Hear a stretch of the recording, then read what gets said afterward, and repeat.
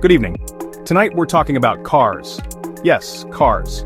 Those wonderful metal boxes that get you from point A to point B, usually while you're screaming at the person in front of you for not using their blinker. But we're not talking about road rage or the questionable air freshener hanging from your rearview mirror. We're talking about how you paid for it. Because there is a shocking and frankly terrifying secret lurking in driveways across the country. As of right now, in the glorious year of 2025, total auto loan debt in America has ballooned to over $1.7 trillion. That's trillion with a T. That's a terrifyingly large number. It's more than the entire GDP of Australia. Yes, the entire continent famous for kangaroos and telling a shrimp to get on the Barbie is worth less than our collective car IOUs. The average new car loan is now over $40,000, and the average used car loan is pushing $30,000. We've been led to believe that taking on a debt equivalent to a down payment on a house, but for a machine that loses value the second you drive it, is a completely normal and responsible thing to do. It's a slow-motion financial disaster and it's happening right under our noses, parked neatly by the curb. Let's start with the first point of contact, the ads. Car commercials are not about cars, they are about feelings. They are miniature movies selling you a fantasy life that, conveniently, requires their specific brand of SUV or sedan to unlock. These ads are selling adventure, success, family harmony, freedom. The messaging is incredibly subtle and brutally effective. Notice how they rarely, if ever, mention the total price of the vehicle. Instead, they flash a low lease payment or a special financing offer on the screen for about 0.7 seconds, usually in a font so small you'd need the Hubble Space Telescope to read it. They are conditioning us to think about cars not in terms of their actual cost, but in terms of small, manageable monthly chunks. They are selling you a subscription to a lifestyle. This relentless marketing blitz creates an environment of what you could call aspirational debt. We see our neighbors, friends, and the impossibly perfect people on TV driving brand new cars, and we feel a pressure to keep up. The car is no longer just a tool, it has become the ultimate status symbol for the middle class. Automakers know this. They know that if they can make their $50,000 vehicle seem like the standard for a successful suburban life, people will stretch their budgets to the breaking point to get it. Once the ads have lured you in with promises of a better life, you arrive at the dealership. This is where the magic really happens. A friendly salesperson greets you, offers you a bottle of water, then begins what I like to call the dealership dance. It's a carefully choreographed routine designed to distract, confuse, and ultimately get you to sign on for the largest loan possible. The most important rule of this dance is to never, ever talk about the total price of the car. Instead, the entire conversation is framed around one single, seductive question. What kind of monthly payment are you looking for? This question is a trap. It's the most brilliant and dangerous tool in the entire car-selling arsenal. By getting you to focus on a monthly figure, say $450, they can make almost any car seem affordable. Want that luxury SUV with the panoramic sunroof and the heated steering wheel? The one that costs $55,000? No problem. They can get you to your $450 payment. They just have to stretch the loan term out to 84 months, add a few $1,000s in warranties and fees, and maybe fudge the interest rate a little. The finance and insurance office, or the F&I office, is the final stage of this process. It's often a small windowless room where a very nice person presents you with a mountain of paperwork. This is where they sell you the extras: extended warranties, gap insurance, paint protection, tire and wheel protection, and something called etch, which is basically just engraving your VIN on the windows for a few $100s. Each of these products adds to the total loan amount, but they'll assure you it only increases your monthly payment by a few dollars. It's the financial equivalent of death by 1,000 cuts, and by the end your loan has ballooned by thousands. Let's talk about the loans themselves, because they have mutated into something truly monstrous. The old standard for a car loan was 3 years, maybe 4 years. 5 years was considered long. Today the most common loan term is 72 months, that's 6 years. And now, the 84-month loan, a full 7 years, is exploding in popularity. There are even some lenders offering 96-month loans. That's 8 years. You could have a child, watch them learn to walk, watch them learn to talk, watch them start the 3rd grade in the time it takes to pay off your Honda Civic. By the time you make your final payment, your car will be a relic from a bygone era, and you'll have paid thousands in interest. These long-term loans are the secret sauce that makes unaffordable cars seem affordable. When you stretch a $40,000 loan over 84 months instead of 60, the monthly payment drops significantly, making it appear much more manageable. But this is a financial illusion. While the payment is lower, you end up paying far more in interest over the life of the loan.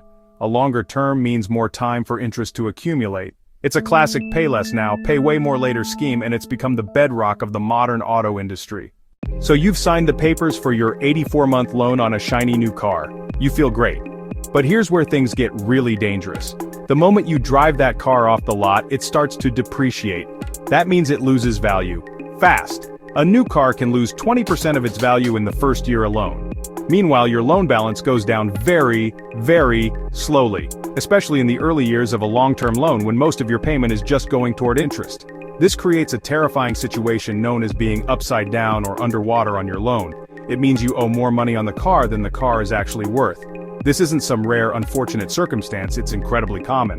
Long loan terms, rising cost of vehicles. Nearly a third of all people trading in a car for a new one are upside down on their old loan.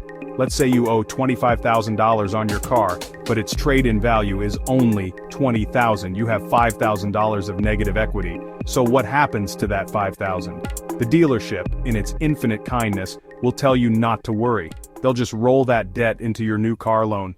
Now, you're buying a $40,000 car, but your loan is for $45,000 before you even start. You are starting your new loan already deeply underwater. Being underwater is a financial prison.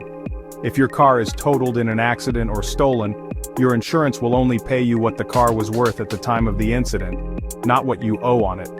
If you owe $25,000 and the car was worth $20,000, you'll get a check for $20,000 and you'll still have to pay the remaining $5,000 to the bank for a car that no longer exists. It wasn't always like this. If you could transport the average car buyer from, say, 1985 to a dealership today, they would be utterly bewildered. Back then, the process was far simpler. Expectations were completely different. People saved up for a significant down payment, often 20% or more. The idea was to borrow as little as possible, not as much as possible. A car loan was seen as a short-term bridge to ownership, not a long-term lifestyle subscription. The standard loan was 36 months. A 48-month loan was for people who were really stretching it. An 84-month loan would have sounded like science fiction. The cars themselves were also different. They lacked fancy touchscreens. They lacked countless safety sensors we have today. They were simpler and relative to incomes often more affordable. There wasn't the same pressure to have the latest and greatest model. People bought a car and drove it for a decade or more, until it was well and truly done. The goal was to reach the glorious state of no car payment.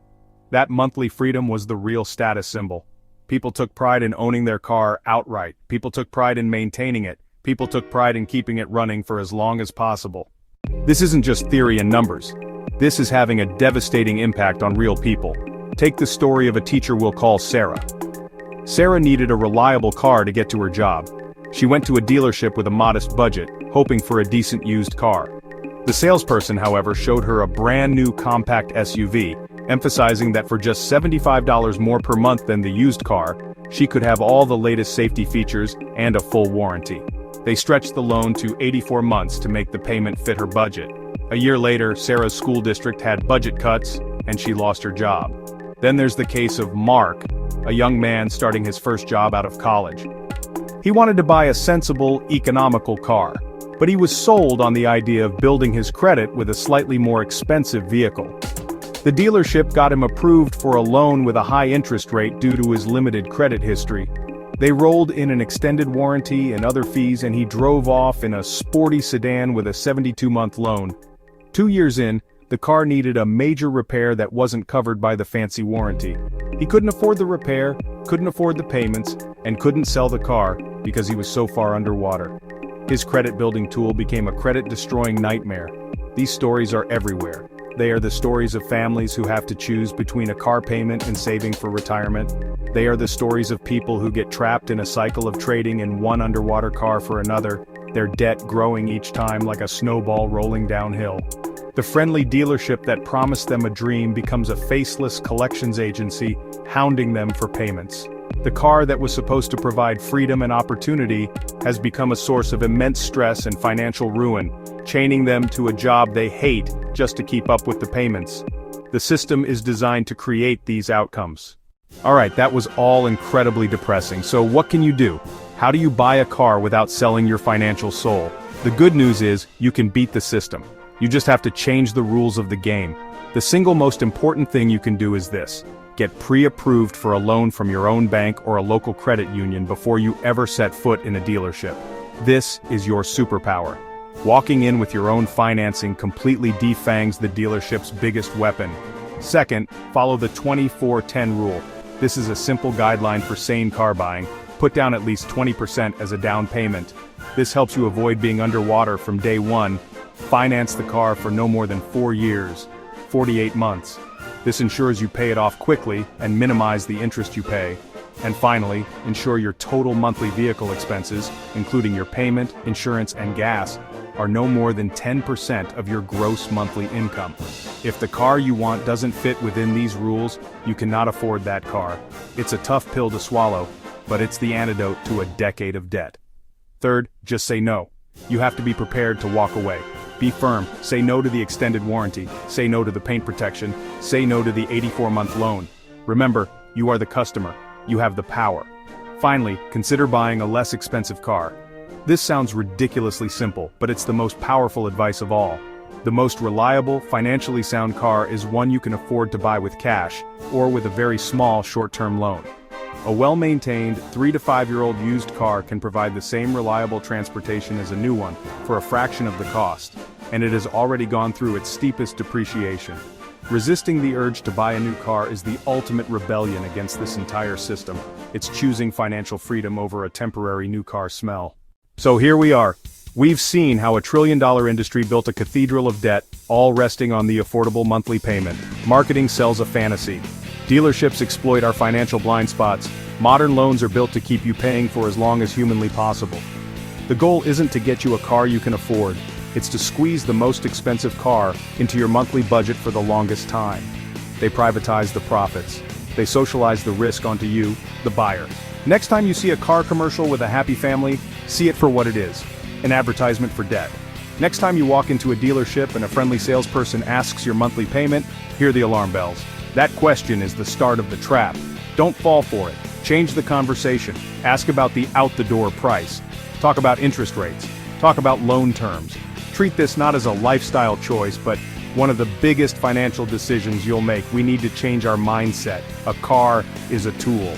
It is a depreciating asset. It is not an investment. It is not a measure of your self-worth. There is no shame in driving an older car that's fully paid for. That is the true mark of financial success. The freedom from not having a $500 car payment every month is worth more than the temporary thrill of a new infotainment system. Don't let an industry built on debt define your aspirations or your financial future. Be skeptical, be critical, ask questions, do your own research, trust your gut. And for the love of all that is holy, read the fine print before you sign anything. The car industry counts on you not to. Your financial future depends on you proving them wrong. Thank you.